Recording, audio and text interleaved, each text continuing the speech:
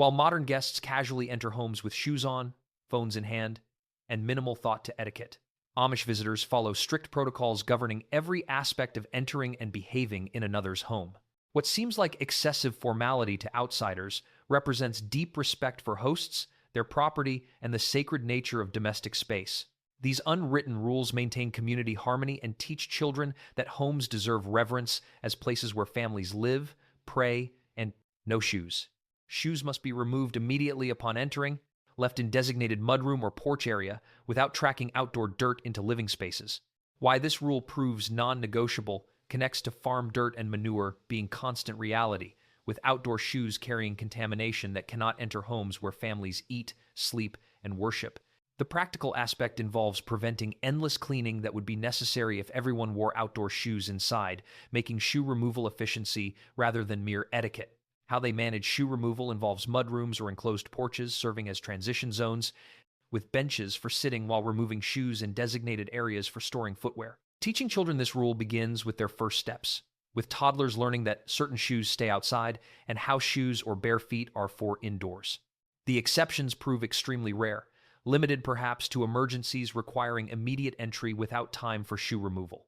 Modern American culture increasingly treats shoe removal as optional preference rather than absolute requirement, while their approach makes it non-negotiable respect for hosts' cleanliness standards. The hosting responsibility includes providing adequate space for shoe storage and sometimes offering house slippers for guests uncomfortable going barefoot. Visitors never question or resist this requirement, understanding that arguing about hosts' house rules would show profound disrespect and violate community standards for proper behavior. Waits to be invited inside. Standing at the doorway until explicitly invited to enter represents fundamental respect, with guests never assuming permission to cross the threshold without a clear invitation from the host. Why this formality matters connects to home being a private domain where family controls who enters and when, making uninvited entry a violation of boundaries. The greeting protocol involves knocking or calling out arrival, waiting patiently for the host to answer, and remaining outside until host gestures or speaks invitation to come inside. How long guests wait varies by situation, but rushing or showing impatience would demonstrate disrespect for hosts' time and priorities. Teaching children waiting behavior includes learning to stand quietly at doors without knocking repeatedly or peering through windows, respecting that host will answer when able. The exceptions occur only with very close family relationships where standing invitation exists, but even then, announcing arrival before entering shows proper respect. Modern casual visiting culture includes walking into close friends' homes uninvited or opening doors without waiting, behavior that would shock Amish sensibilities. The hosting responsibility requires answering door promptly when possible, but guests understand that delays happen with large families, farm emergencies, or other priorities requiring attention. The mutual understanding shows guests respecting hosts' control over home, while hosts respect guests' time by responding reasonably quickly to arrival.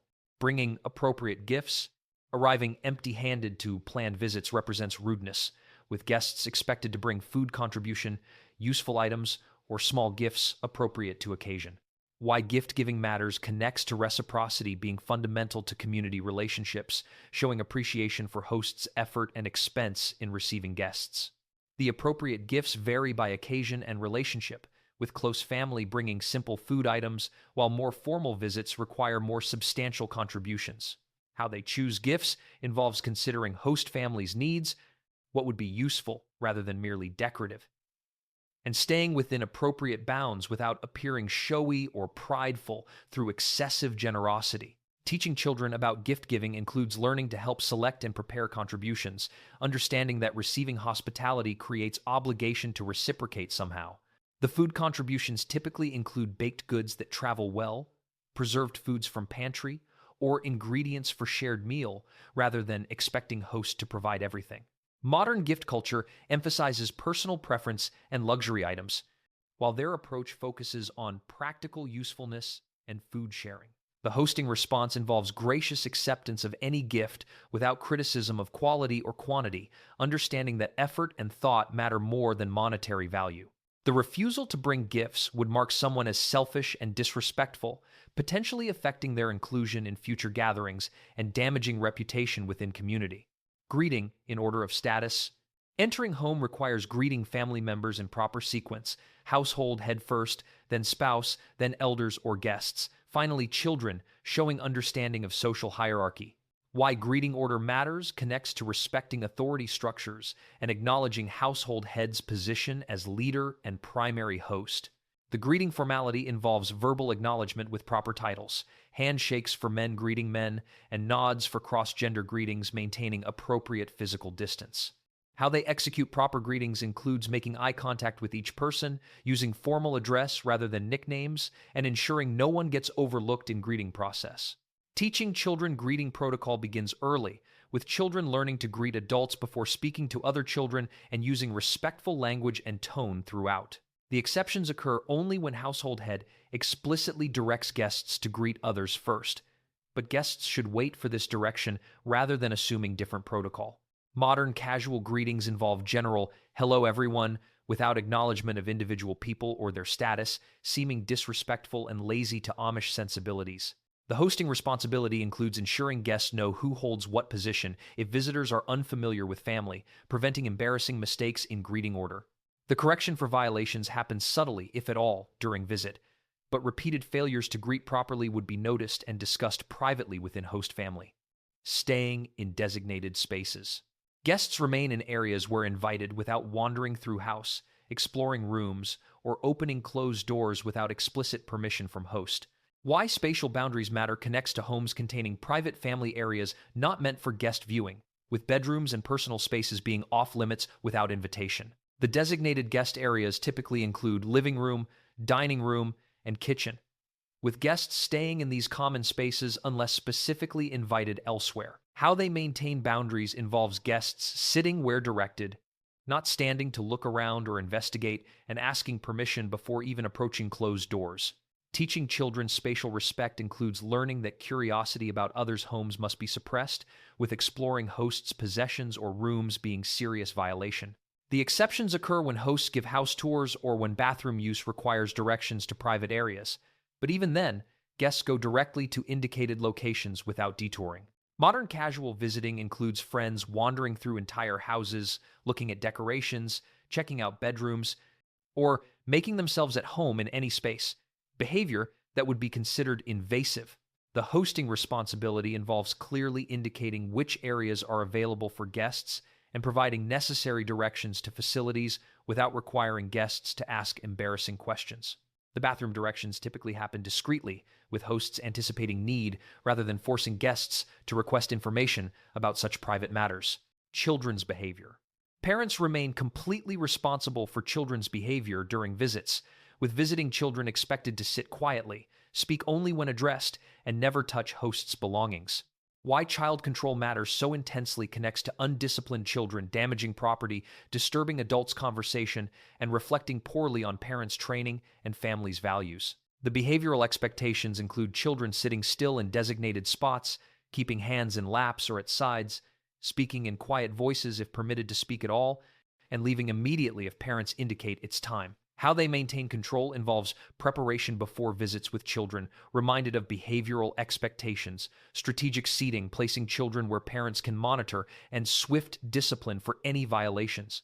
Teaching children visiting behavior begins in infancy, with babies expected to stay quiet in mother's arms, progressing to toddlers, learning to sit without playing, advancing to school-age children understanding complex behavioral requirements. The consequences for misbehavior include immediate departure if children cannot control themselves, with family leaving regardless of social awkwardness to demonstrate that proper behavior is non-negotiable. Modern parenting often allows children to play freely in hosts' homes, explore, make noise, and generally behave as if in their own homes, approach that would horrify Amish sensibilities. The hosting responsibility includes providing space for children to sit with parents but not entertaining them or providing activities, understanding that parents control children without host assistance. The judgment of families happens partly through children's behavior, with well-behaved children bringing honor while misbehaving children bringing shame, affecting entire families' reputation. Accepting offered food and drink. Refusing food or drink when offered represents insulting hosts' hospitality, with guests expected to accept and consume at least small portions of whatever gets served. Why food acceptance matters connects to meals and refreshments representing host's effort and expense, with refusal suggesting food isn't good enough or host's effort is unappreciated. The protocol involves accepting first offer without requiring repeated asking, eating or drinking without complaint, regardless of personal preferences, and expressing gratitude for host's generosity. How they handle dietary restrictions or genuine inability to eat certain foods involves accepting food graciously and consuming what possible without drawing attention to limitations. Teaching children about food acceptance includes learning to eat what's offered without complaint, understanding that expressing preferences or dislike would insult host, and developing capacity to eat things they might not prefer. The portions must be adequate, not tiny tastes that suggest food is barely tolerable, but also not excessive amounts that appear gluttonous or wasteful. Modern dietary culture includes announcing allergies, preferences, and restrictions expecting accommodation, while their approach requires eating what's offered, barring genuine medical issues. The hosting responsibility involves offering food and drink to all guests without making anyone feel pressured, understanding that hospitality means providing sustenance during visits. The judgment happens when guests refuse offered food, with such refusal remembered and discussed, potentially affecting future invitations or relationships. When social cues, guests must recognize subtle signals that visits should conclude and depart promptly without requiring direct requests to leave. Why reading social cues matters connects to hosts needing to maintain schedules for farm work, meals, and family routines without rudely asking guests to leave. The signals indicating visit conclusion include host standing and remaining standing, beginning to clear dishes or tidy space, mentioning upcoming tasks or responsibilities, or simply conversational energy declining. How they recognize timing includes attention to host's body language, awareness of time and typical household schedules, and erring on side of shorter rather than longer visits. Teaching children about visit duration includes learning to leave without complaint when parents indicate time, understanding that overstaying brings burden to hosts, and developing sensitivity to social atmosphere. The departure protocol involves announcing intent to leave, gathering belongings quickly without extended delay, expressing gratitude for hospitality, and exiting promptly without standing in doorway continuing conversation. Modern visiting culture includes guests staying until explicitly told it's time to leave, sometimes overstaying for hours beyond comfortable duration, behavior that would be considered extremely rude. The hosting responsibility involves providing subtle cues before resorting to direct dismissal, understanding that good guests will recognize signals without requiring embarrassing direct requests to depart. The reputation damage from overstaying affects future invitations, with families who consistently fail to read cues, finding themselves invited less frequently or with more explicit time limits stated up front. Proper goodbye protocols. Departing requires thanking hosts explicitly, gathering children and belongings efficiently, and leaving without lingering or returning for forgotten items if possible. Why goodbye protocols matter connects to respecting hosts' time during departure as much as during visit, with extended goodbyes being nearly as burdensome as extended visits. The thank you must be specific and sincere, mentioning particular aspects of visit or food rather than generic appreciation, showing attention was paid to hosts' efforts. How they execute departures includes collecting all family members and belongings before announcing leaving, saying goodbyes efficiently without prolonged conversation at door, and departing when stated rather than continuing to talk. Teaching children goodbye behavior includes learning to thank hosts directly when age appropriate, leaving immediately when parents indicate without needing repeated instructions, and checking that all belongings are gathered to avoid requiring return trip. The forgotten items present dilemma, with retrieving them requiring another intrusion on host's time and space, making it preferable to leave items and arrange later pickup if truly necessary. Modern goodbyes often involve standing at door, talking for extended period, returning to house multiple times for forgotten items, or continuing conversation in doorway for many minutes, all behaviors showing disrespect for host's time. The hosting responsibility includes walking guests to door as courtesy, accepting thanks graciously without false humility, and managing forgotten items discreetly if guests notice before departing far. The final impression matters enormously, with smooth, efficient departure leaving positive memory while chaotic or extended goodbye creating negative association with visit. Reciprocating hospitality. Receiving hospitality creates obligation to reciprocate through hosting in return or providing equivalent hospitality within reasonable time frame. Why reciprocity matters connects to maintaining balanced relationships where no one becomes perpetual host or perpetual guest, with imbalance causing resentment and relationship strain. The timing of reciprocation depends on relationship closeness and hosting burden, with simple visits requiring reciprocation within months, while elaborate meals requiring quicker response. How they reciprocate includes hosting similar visit in return, providing assistance with host family's work or projects, or offering specific help that balances received hospitality. Teaching children about reciprocity includes understanding that accepting hospitality creates responsibilities, learning to help parents prepare when hosting in return, and developing awareness of balanced relationships. The failure to reciprocate gets